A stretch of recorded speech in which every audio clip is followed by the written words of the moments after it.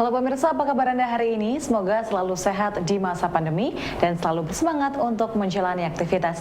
Bagi pemirsa yang harus tetap bekerja di luar rumah, jangan lupa untuk selalu menggunakan masker. Hari ini program Berita Newspoint hadir menjumpai Anda bersama saya, Belinda Amanda.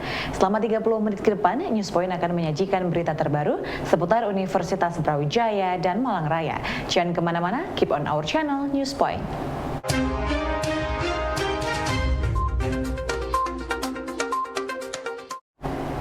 Pemirsa, Dirjen Vokasi Wikan Sakarinto berharap gedung Laboratorium Vokasi dan Industri Kreatif di Universitas Brawijaya dapat melahirkan generasi yang memiliki kemampuan problem solver dan inovator baru di berbagai bidang. Peresmian Gedung Vokasi dan Laboratorium Industri Kreatif Universitas Brawijaya yang berlokasi di kampus UB Dieng mendapat apresiasi dari Dirjen Vokasi Wikan Sakarinto. Dalam sambutan peresmian gedung, Wikan berharap fasilitas baru tersebut dapat memberi warna baru bagi vokasi UB dan mampu melahirkan entrepreneur, problem solver, dan inovator dalam berbagai bidang. Langkah vokasi UB menurut Wikan sudah berada pada jalur yang tepat dengan memiliki sarana pendukung pendidikan vokasi yang lengkap dan memadai. Dan semoga fasilitas baru dan institusi yang kita resmikan pada hari ini akan menjadi satu kekuatan besar bagi Indonesia masa depan di dalam melahirkan SDM calon pemimpin bangsa masa depan, calon entrepreneurs hebat bangsa kita masa depan, dan calon problem solver dan inovator. Ibu Bapak yang saya hormati, tadi Pak Dekan telah menyampaikan di sini nanti akan ada perbankan ya, berarti nanti konteksnya pada fintech atau financial technology. Kemudian medical device, kita tahu 90% kita lebih alat-alat kesehatan kita masih ngimpor dari luar negeri. Kemudian teknologi digital yang nanti arahnya pada ke arah games atau produk-produk berbasis mobile. Itu yang ketiga. Kemudian ada juga digital economy, yang itu ada irisannya dengan fintech. Kemudian juga akan ada teknologi yang sifatnya bioteknologi atau hubungannya dengan kesehatan. Itu nanti hubungannya dengan medical device. Banyak sekali yang telah dimimpikan, didesain oleh Fakultas Vokasi Brawijaya ini untuk menjemput masa depan ditarik ke depan. Itu sudah sangat sesuai dengan visi yang kita harapkan ya. Artinya apa? Instalasi baru ini tidak meneruskan sesuatu yang biasa, tetapi membiasakan kita untuk terus mendeteksi masa depan, mendeteksi perubahan, dan kita terjemahkan di dalam kurikulum dan pembelajaran. Universitas Brawijaya bersama dengan TNI Angkatan Darat menggelar vaksinasi booster untuk 1.000 orang pada hari ini di Gedung Samantakrida. Vaksinasi ini menurut Dr. Muhammad Ansori menyediakan vaksin jenis Pfizer untuk masyarakat umum. Universitas Brawijaya bersama dengan TNI Angkatan Darat menggelar vaksinasi booster untuk 1.000 orang pada hari ini di Gedung Samantakrida. Vaksinasi ini menurut Dr. Muhammad Ansori menyediakan vaksin jenis Pfizer untuk masyarakat umum. Untuk persyaratan, Ansori menjelaskan sama dengan vaksinasi sebelumnya, yaitu sudah 2 kali vaksin dengan jangka 6 bulan, berusia 18 tahun ke atas. Vaksinasi hari ini ditangani tenaga medis dari RSUB, Klinik UB, Kesdam, dan Rumah Sakit Tentara. Vaksinasi hari ini kita bekerja sama dengan TNI, ada 1.000 dosis vaksinasi booster mereknya Pfizer. Jadi kita menyebarkan e-formnya untuk umum, cuma memang kita prioritaskan juga untuk sivitas akademik yang Universitas Brawijaya. Kalau usia terutama sebenarnya di atas 18 tahun, dan syaratnya memang kan sudah vaksinasi 2 kali sebelumnya. Jadi yang sudah vaksinasi 2 kali rata-rata itu terakhir memang kan bulan Agustus itu yang sudah berusia 18 tahun.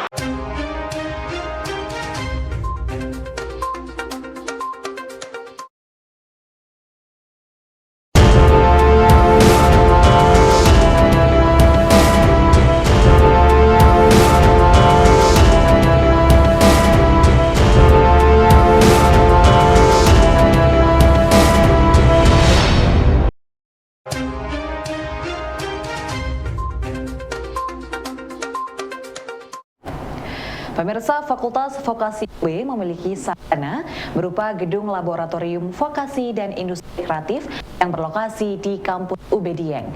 Gedung yang diresmikan pada hari ini menurut Dekan Vokasi, Profesor Unti Ludikdo merupakan sarana penunjang bagi kemajuan pendidikan vokasi. Ya, pertama kita bersyukur kepada Allah SWT atas rahmatnya program pendidikan vokasi sejak 28 Desember 2021 sudah ditetapkan sebagai Fakultas Vokasi Universitas Brawijaya. Ya, nah, ini merupakan transformasi yang membawa konsekuensi bahwa kemandirian di dalam pengelolaan itu harus diikuti dengan ikhtiar peningkatan kualitas yang terencana dengan baik, kemudian bersinambung dan berakselerasi cepat untuk memajukan pendidikan vokasi. Nah, kemudian tentu ini harus diikuti dengan penguatan infrastruktur yang ada di pendidikan vokasi, yang mana pendidikan vokasi titik tekannya adalah pada kemampuan praktis. Ya, jadi kemampuan manajerial harus diikuti dengan kemampuan praktis ini yang ada di pendidikan vokasi. Kemudian untuk itu kompetensi dosen juga harus ditingkatkan secara signifikan.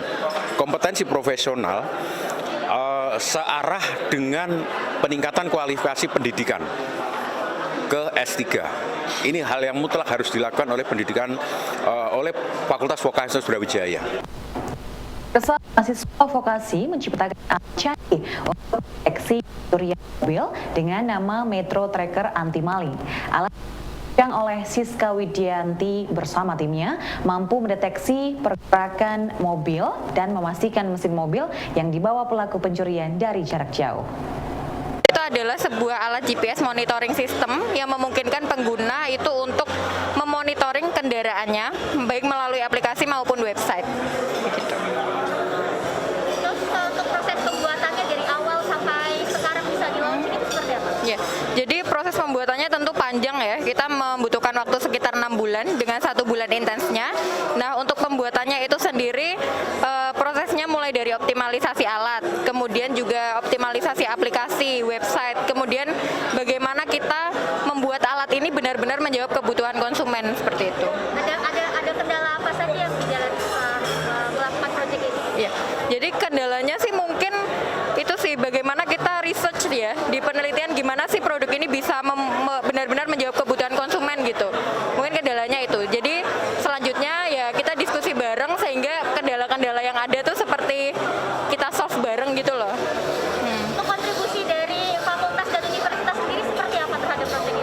Ya, jadi kami dibimbing langsung oleh Bapak Hadi Apriliawan selaku dosen kami juga ya. Kemudian kami difasilitasi oleh Fakultas Vokasi dari awal pembuatan hingga launching sekarang. Pemirsa, Universitas Brawijaya bersiap menuju Pekan Mahasiswa Ilmiah Nasional PIMNAS ke-35 tahun 2022. Rektor Universitas Brawijaya telah meluncurkan kembali program 1.500 proposal Program Kreativitas Mahasiswa atau PKM. Dari target yang telah ditetapkan Rektor, saat ini telah terkumpul 1.619 proposal PKM dari berbagai fakultas. Kita mendapatkan 1.619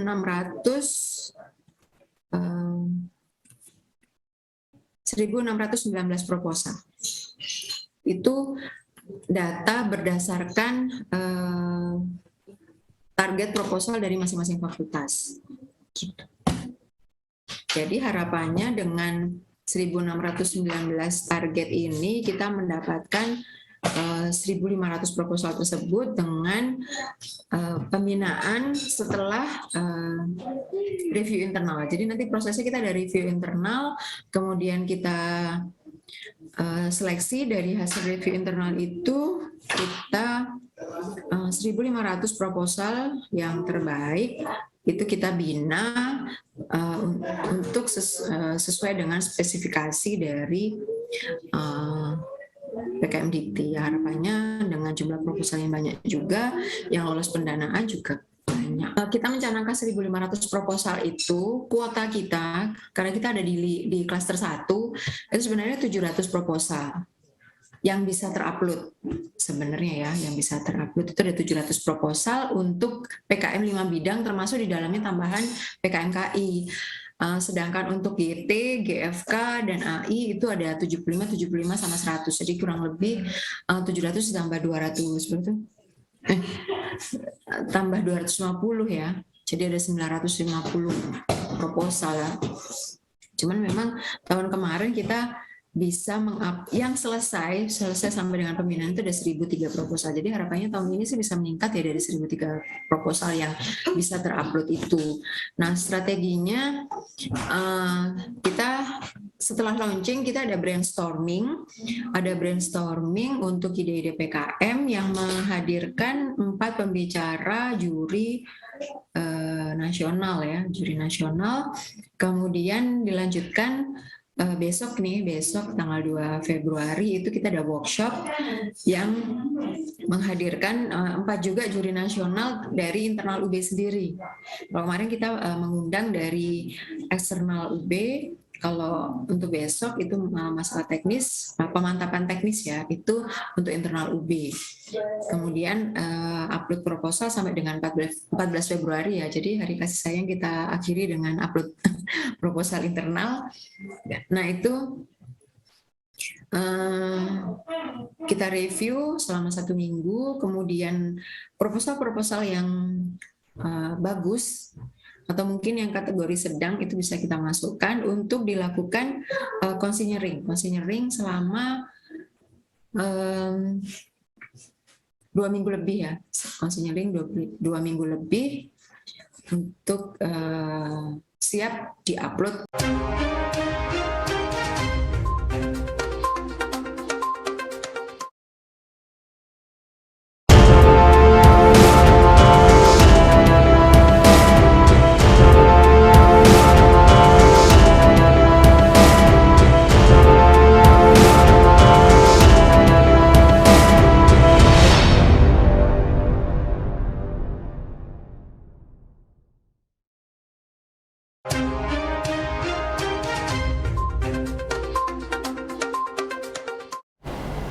Pemirsa, Dr. Dimas Firmanda Alriza yang pada acara Disnatalis Fakultas Teknologi Pertanian Universitas Brawijaya ke-24 hari ini Rabu 26 Januari memaparkan mengenai potensi penerapan teknologi fotonika dan AI di era pertanian 4.0.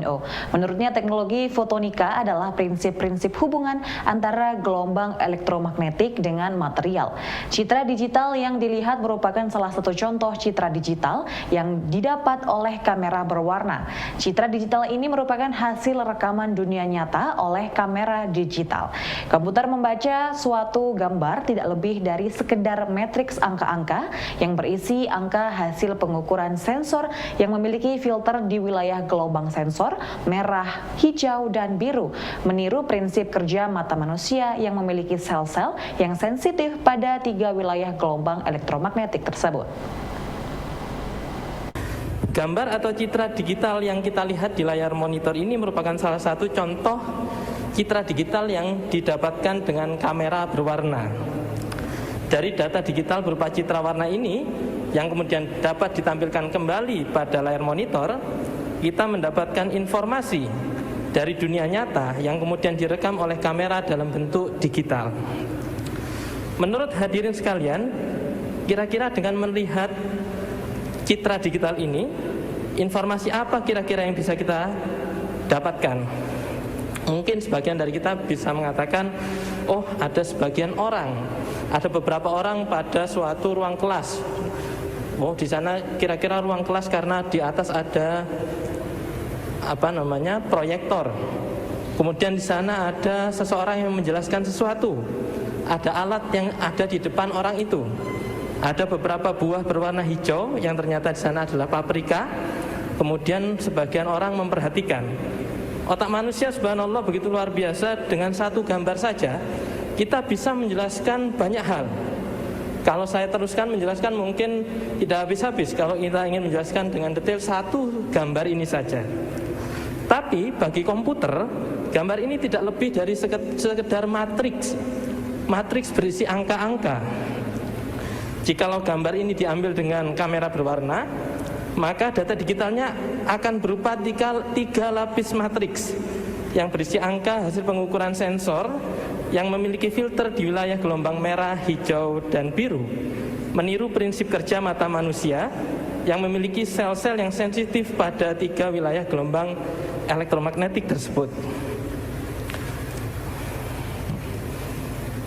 Dalam perkembangan ilmu komputasi dan analisis citra, kemudian dikembangkan teknik-teknik yang mengekstrak informasi atau fitur-fitur dalam suatu gambar seperti warna, morfologi, bentuk, dan tekstur. Fitur-fitur ini kemudian dapat digunakan untuk kepentingan identifikasi, klasifikasi, dan kepentingan yang lainnya. Contohnya pada gambar berikut ini, kita dapat membuat color chart. Berdasarkan fitur warna, kita bisa standarisasi warna, kita bisa kuantisasi warna, sehingga kita bisa mengklasifikasi tingkat kematangan buah, seperti misalnya contoh di sini buah pisang.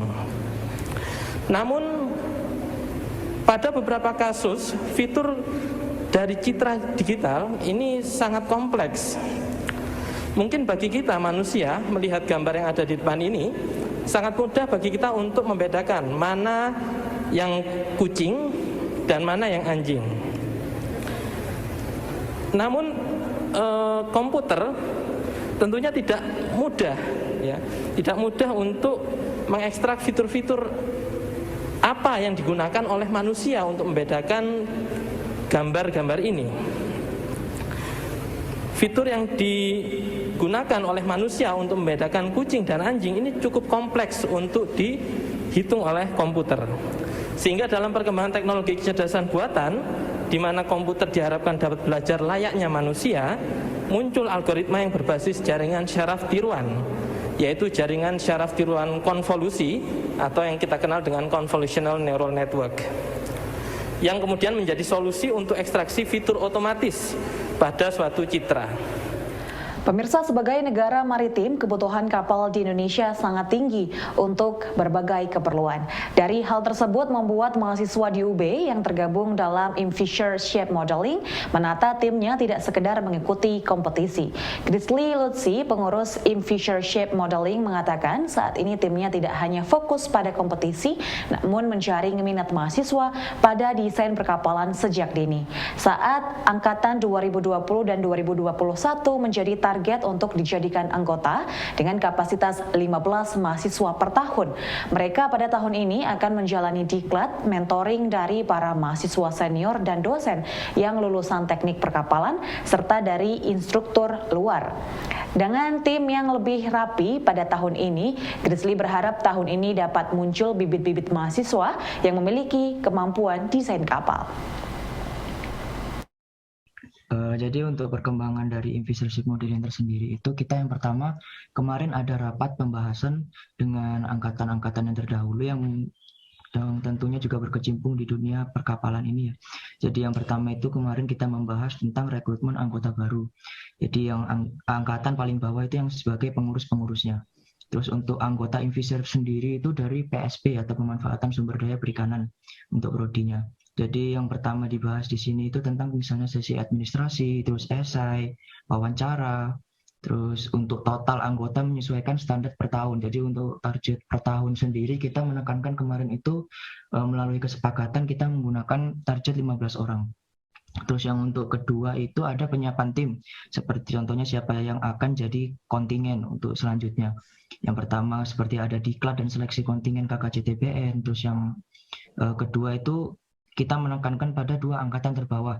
Jadi untuk saat ini angkatan terbawah itu adalah 20 dan 21. Jadi untuk yang tahun kemarin itu kita menggunakan 3 angkatan. Yang pertama ada angkatan 18, angkatan 19, dan angkatan 20. Jadi dicampur dalam setiap tim itu terdiri dari komponen tiga angkatan ini gitu. Jadi untuk saat ini kita lebih menekankan ke 2 angkatan. Terus untuk selanjutnya ada seleksi berjalan dari awal diterima jadi anggota. Jadi seleksi berjalan itu seperti kita memfokuskan misalnya ada mahasiswa yang lebih suka, maksudnya lebih aktif gitulah di sini gitu. Jadi kita bisa lihat gitu. Jadi kita bisa seleksi berjalan sambil kita melihat potensi dari anak ini untuk selanjutnya kita bawa ke lomba-lomba berikutnya. Terus selanjutnya ada pembagian tim berdasarkan kemampuan. Jadi seperti pemerataan gitu. Yang terakhir ada yang nggak lolos akan dijadikan tim support.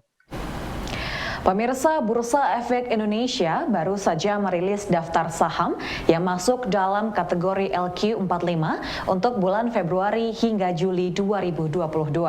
Terdapat 5 saham baru yang masuk dan 5 saham yang terdepak dari daftar tersebut. Selain LQ45, Bursa juga merilis saham yang masuk dalam kategori IDX80. Ketua Laboratorium Investasi dan Pasar Modal FEBUB, Noval Adib menyebut investor masih harus mencermati sisi fundamental dan teknikal dari komposisi LQ4, maksud kami LQ45 yang baru saja dirilis. Dalam analisanya, tidak semua saham yang masuk dalam komposisi LQ45 dalam kondisi fundamental dan teknikal yang baik, sehingga dirinya menyarankan kepada investor untuk tetap melakukan riset mandiri.